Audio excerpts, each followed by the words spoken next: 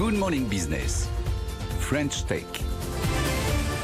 Et à 6h48, c'est Martin Stéphan, le directeur général délégué de Carbios qui est avec nous. Bonjour. Bonjour. Et c'est donc, je crois, si j'ai fait les bons calculs, la 4e introduction à la Bourse de Paris de l'année. C'est la vôtre, Carbios, qu'on connaît. Vous étiez venu il y a presque 2 ans, 1 an et demi, oui. sur ce plateau. On avait été très impressionnés par cette technologie, effectivement, de recyclage du plastique à 100% grâce à des enzymes.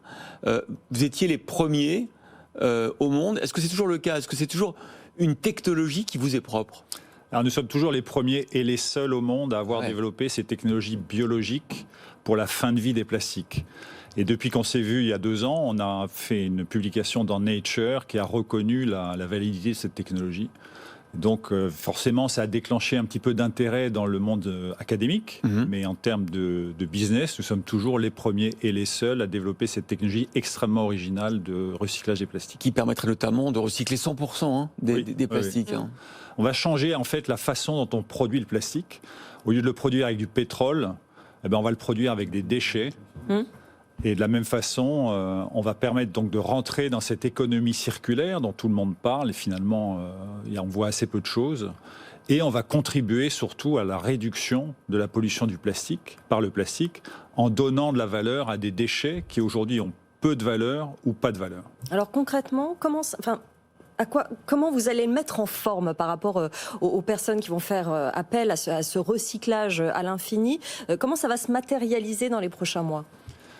Alors dans les prochains mois, en septembre de cette année, on va démarrer ce qu'on appelle une usine de démonstration sur un site de Michelin à Clermont-Ferrand, qui est une petite usine, donc une usine en taille miniature, qui va nous permettre de générer suffisamment de données techniques pour pouvoir licencier la technologie et pour pouvoir fabriquer l'usine de référence, qui sera notre première unité, et seule unité d'ailleurs que nous allons construire nous. Et c'est un modèle qui est basé sur un modèle qu'on appelle plug and play, c'est on va brancher une unité exploitant notre technologie sur une grosse unité fabriquant du plastique. Et donc, pour fabriquer cette usine, qui sera la première, fin 2023, début 2024, vous faites le grand saut, vous allez chercher entre 105 et 120 millions d'euros, et vous faites appel à la bourse et au grand public pour ça.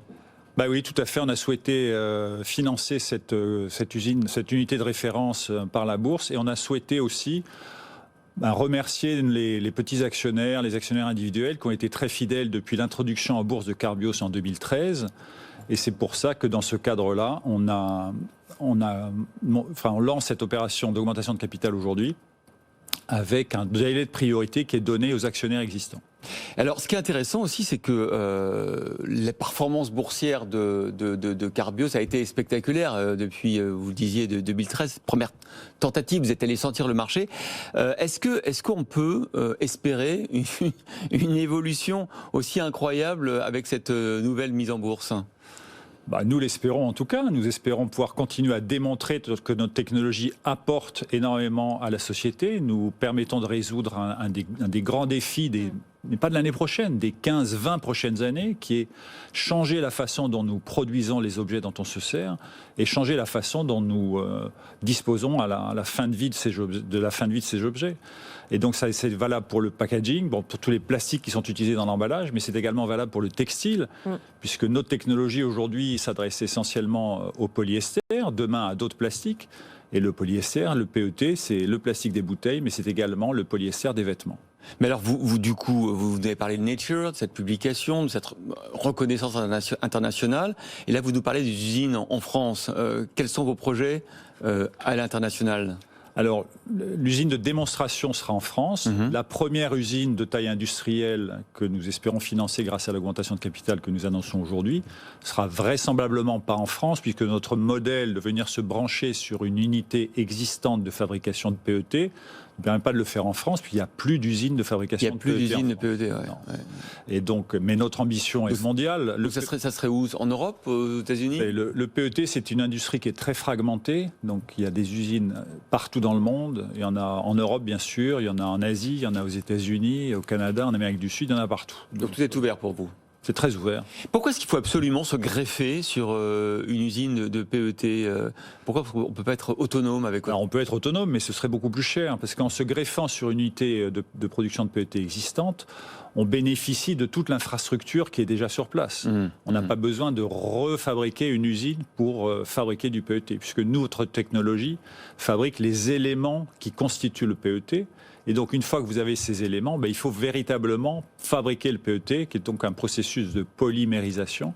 Et pour ça, autant bénéficier des infrastructures existantes déjà en termes de production d'énergie et de production de plastique. Ce qui est intéressant, c'est de voir que des entreprises comme L'Oréal, Michelin, Nestlé, Pepsi ont rejoint le consortium que vous avez créé pour industrialiser ces technologies. Quel est l'intérêt des industriels qui pètent en flacon leurs produits d'être partie prenante de ce projet industriel?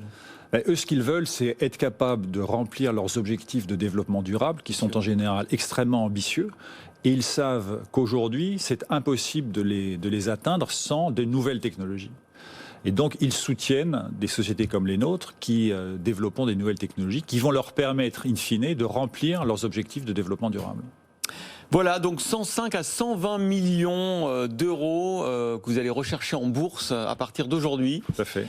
Carbios, voilà, si vous voulez faire le pari du recyclage. Je ne donne pas de conseils, je dis juste que regardez le dossier et si ça vous intéresse, allez-y. Merci beaucoup Martin Stéphan, directeur général délégué de Carbios, d'avoir été notre invité ce matin dans la matinale.